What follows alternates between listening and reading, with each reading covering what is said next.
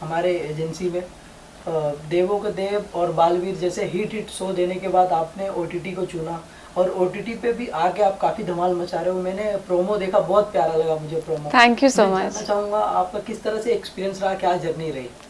So experience बहुत ही अच्छा रहा। जैसे कि सब जानते हैं कि मैं एक मैटरनिटी ब्रेक के बाद पहली बार ये फर्स्ट मेरा जो कमबैक था यही था।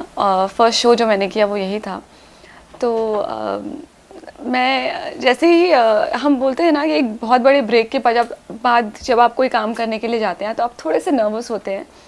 तो मैं भी अपने मैटरनिटी ब्रेक के बाद में जब ये शो करने के लिए जा रही थी तो I was little conscious, little nervous about my looks and figure and everything. But I must say जो टीम थी इतनी अच्छी थी, मेरे को एक्टर्स इतने अच्छे थे। निशांत को मैं थैंक यू कहना चाहूँगी। Everybody made me feel so comfortable, so good about my self कि मैं कॉन्फिडेंटली ये किरदार कर पाई। और मुझे याद है कि आज भी मैंने अपने प्रोड्यूसर को उस टाइम, मेरी जो प्रोड्यूसर हैं उन्हें मैंने बोला था कि मैम आपको लगता है आपने जो मुझे ब्रीफ दिया है वो मैं कर पाऊँगी? She is like yes yes कर लोगी। तो मैंने कहा okay. So they all made me feel so comfortable, so good about my self कि यू नो शूट के साथ साथ मैं बच्ची संभाल रही थी। मेरी बच्ची बहुत छोटी थी, मैं बच्ची संभाल रही थी, मैं वर्कआउट्स कर रही थी, इन सब चीज़ों के साथ साथ काम कर रही थी। तो मुझे पता नहीं कैसे सब फ्लो में होता चला गया, सब कुछ चीज़ें सही जगह पे सही टाइम पर होती चली गई, सब कुछ ऐसे फ्लो कर रहा था। ऐसा लग रहा था शायद भगवान चाहते हैं कि उस टाइम पे मैं ये शो करूं। So yeah it was so much fun and I am really excited and really happy that जॉरी इज़ रिलीजिंग टुडे।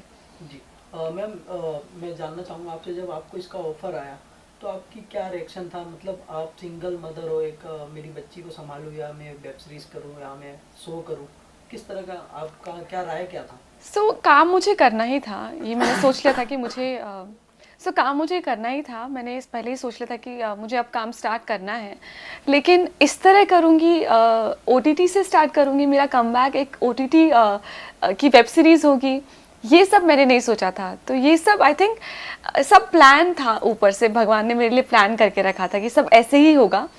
तो जब ये मैंने इसका जब स्क्रिप्ट पहली बार सुनी तो मुझे लगा कि ये जो किरदार है तनी का, ये किरदार आज तक मैंने अपने 15 साल में जितने भी सीरियल्स किए हैं, जितना भी काम किया है, उन सबसे बिल्कुल अलग है।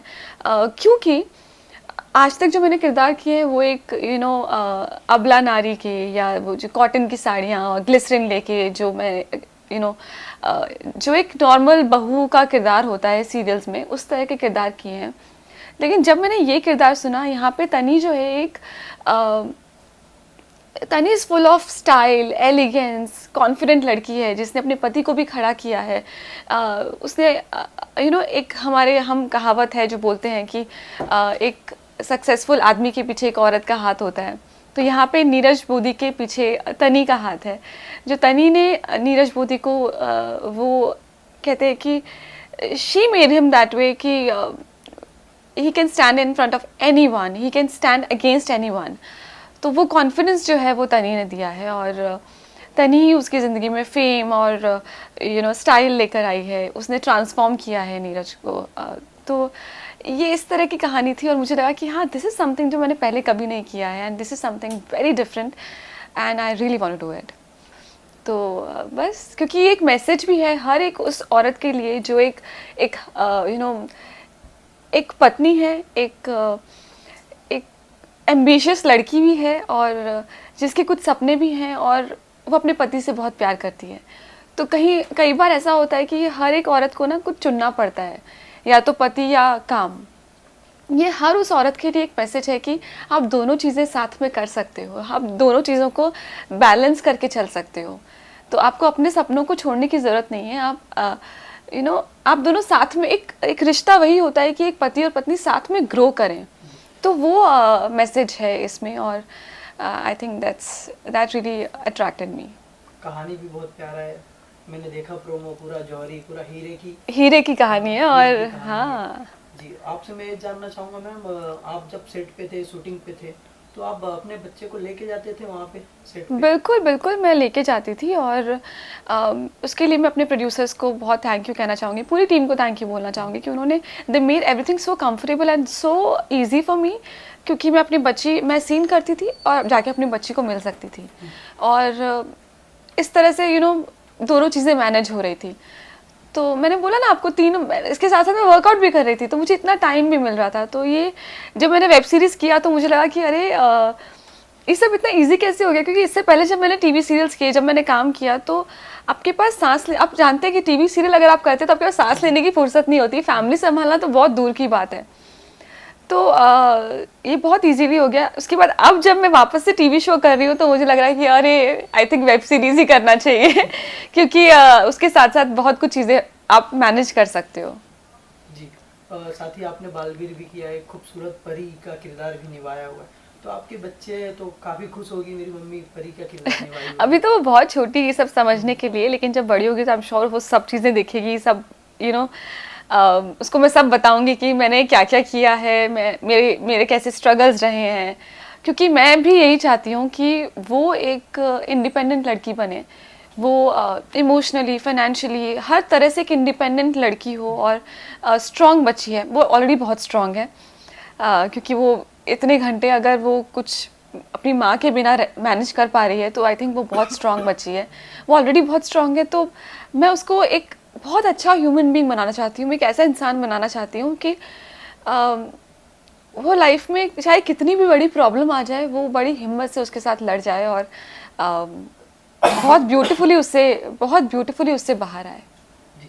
साथ ही मैम आपसे मैं ये जानना चाहूँगा, आपका एक वीडियो अभी सोशल मीडिया पे काफ़ी वायरल हो रहा है जिसमें आप काफ़ी इमोशनल नज़र आ रही हो, और आज के ज़माने में मुंबई जैसे बिग सिटी पर ऐसे लोग मिल जाते हैं कि एक लड़की को घर देने से पहले पूछते हैं आपके हस्बैंड हैं या नहीं। हाँ बिल्कुल, ये मेरे लिए भी काफ़ी हार्ट ब्रोकन था, क्योंकि जब मैंने ये सुना तो मुझे धक्का लगा, मुझे लगा कि शायद मैंने कुछ गलत सुन लिया।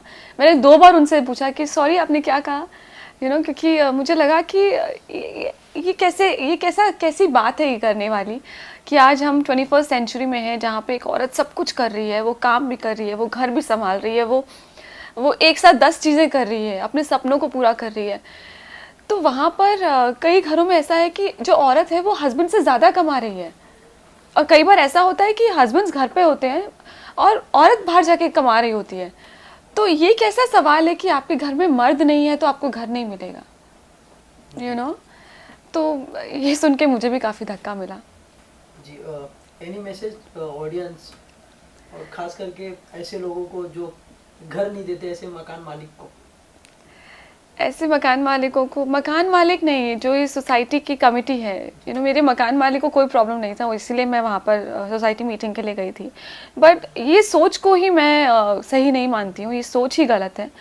इस तरह की सोच होना आज के ज़माने में, जहाँ पर मुझे लगता है कि एक औरत किसी भी हाल में, किसी भी तरह से एक आदमी से कहीं कम नहीं है, तो वहाँ पर इस तरह की बात करना शोभा नहीं देता है। तो ऐसे सभी लोगों को मैं बस कहना चाहूँगी कि ये तो मैं हूँ कि मेरी हिम्मत नहीं टूटी है,